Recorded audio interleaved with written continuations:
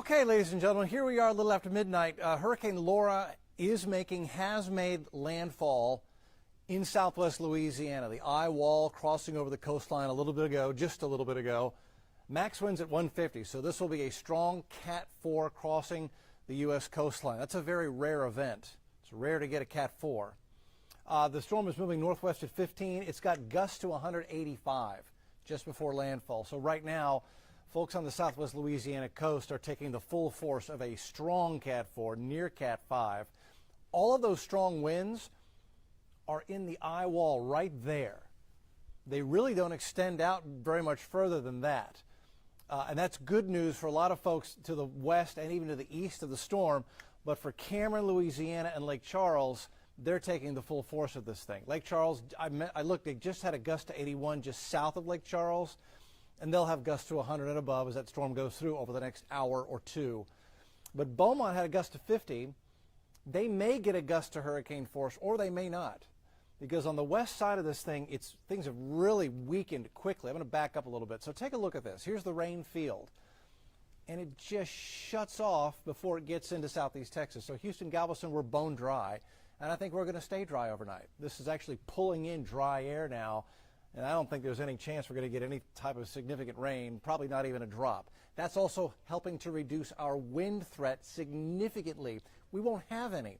You've got to get into one of these rain bands to get the stronger winds that are just above ground level down to the surface. And without a rain band sweeping in here, we're just not going to get any tropical storm force winds or gusts. Now, along our immediate coastline, we've got some dangerous surf, and we've had some minor lowland flooding. Highway 87 on the Bolivar has been inundated in spots.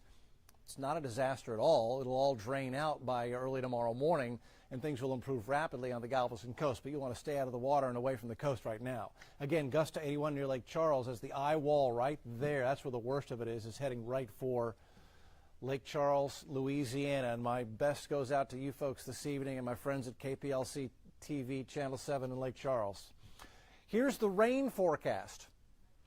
All of it along the Texas-Louisiana border and in Louisiana. None of it here in southeast Texas. We're going to be dry. This is amazing. We planned for the worst and hoped for the best. This is a much better outcome than I had even hoped for. And I pulled out my generator. I boarded up some windows. I'm really kind of glad I'm not having to pull start that generator. It's all because of the track shifting a little bit further east and the fact that the wind field around this particular hurricane is very compact. It's very small. Every hurricane seems to have its own little signature. They're all different.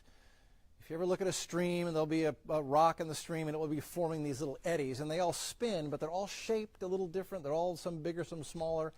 That's how hurricanes are. Each one's different. So the wind field is very, very small, and that will keep just a very small area getting the worst of the storm. Beaumont is now forecast to have gusts to 73. Minimal hurricane force. That's a great outcome for Beaumont. As soon as earlier this morning, they were looking at a direct hit possibly. Galveston, maybe a gust to 34. Houston, a gust to 23. That's going into 2 a.m. That's fine. We've got that. Now up toward Livingston, you may have gusts to 30 or 40, but it won't be anything as bad like it was when Rita came through in 05 and caused all the big wind and waves on Lake Livingston and threatened the dam. We're not expecting anything like that out of Laura. Winds weaken, still a 70-mile-an-hour wind gust possible in central Louisiana as we head into 9:30 tomorrow morning, but our winds 18 to 22, and they'll be out of the southwest at that point. That southwest wind is dry and it's hot. We're going to go to the upper 90s tomorrow. We're really going to bake here in Houston. Current wind speeds, 23 in Galveston, 27 in Mont Belvieu, Beaumont at 33. They had a gust to 50 a little bit ago. That's not bad. Not bad at all considering the possibilities. 10 to 15 across Houston, Harris County, Conroe, Sugar Land. Again, we are having the best outcome that we could have possibly imagined with a Cat 4, almost Cat 5, hitting 110, 120 miles to our east. Houston tonight, breezy, staying dry. Galveston, dangerous surf. Don't go near the water. It's really buffing up against the seawall right now. Highway 87 is flooded. Don't try to drive on that. But that should drain out in the morning tomorrow. Winds 10 to 20 in the Houston area. We're fine. Thursday, a little breezy in the morning, 78, hot 92 by noon. We're going to go to 97. I've got a 30% chance for a scattered afternoon shower. There's a lot of humidity. We're going to get that hot. We'll probably squeeze out a couple of isolated storms tomorrow, but that will be about it. Here's the 7-day. Again, we're hot as we head into Thursday, and then here's Friday, Saturday, and Sunday. We go back to just full-blown summer. Mid-90s, hot, humid, a 30% chance for a scattered afternoon thunderstorm Friday, Saturday, and Sunday. Our thoughts and prayers are with the folks in southwest Louisiana tonight. There are folks in Cameron Parish, Lake Charles, Calcasieu Parish that are getting hit very hard right now. Houston and Galveston, we have missed this one. If you prepared for this one and we missed it, that's great. You're prepared for the next one, and I hope this is a wake-up call to me. I wasn't completely prepared. I got to make sure that generator runs a little better than it does.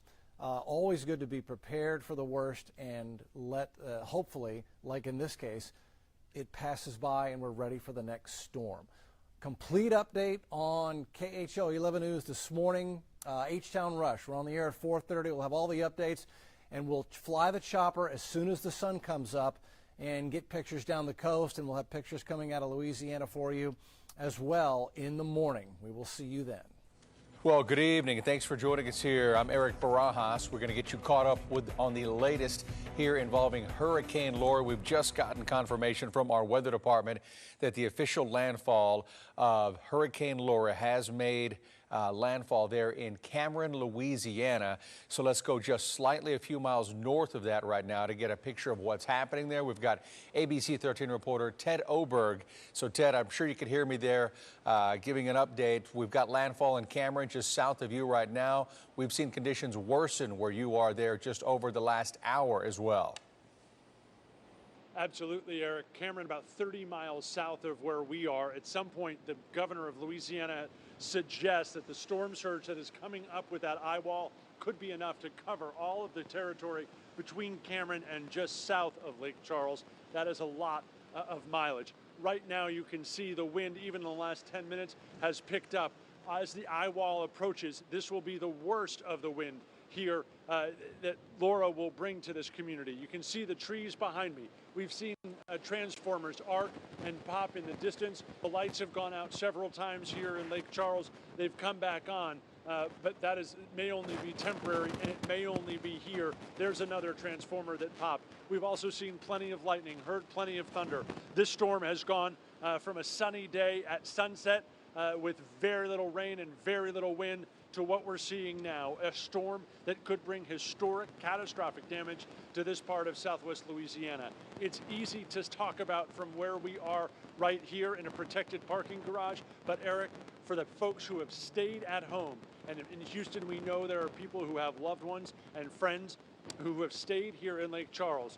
We are awfully concerned about them. About an hour and a half ago, we talked to someone who said he knows of several young families who have decided to stay here overnight. It has to be an incredibly difficult night for them. It will be an even harder morning once the sun comes up and we can see how bad the devastation will be from Laura.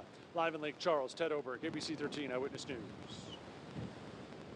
All right, Ted, I also want to ask you one more thing, if we could keep Ted here, because I know, Ted, that you're kind of perched there in a very safe spot because conditions are getting very rough where you are. But we've also gotten word from our weather center as well, Travis, telling us that wind gusts now are hitting at 98 miles per hour. Again, I know you're kind of in a safe spot, but you've talked about some of the conditions with transformers popping. We definitely see some sheets of wind there and winds whipping around. Yeah, and I can feel it. You mentioned that we are in a safe spot. Yes, we are on the second or probably the third floor of an indoor parking garage here, sort of looking out over the parking lots at the Golden Nugget Casino. But we are in a very safe spot. If you the 98 mile an hour wind gusts you suggest are here in Lake Charles, I'd believe it. The trees now bending a lot farther, Eric, and the sound that the wind makes as it whips through there is getting a lot louder and more high-pitched, which gives you the sense that this is a higher wind environment that we're experiencing right now. But 98, according to Travis, is not as hard as it will get. It will get a lot worse before that eye gets here. If the storm is the center of the eye, probably still about 2 hours away from Lake Charles.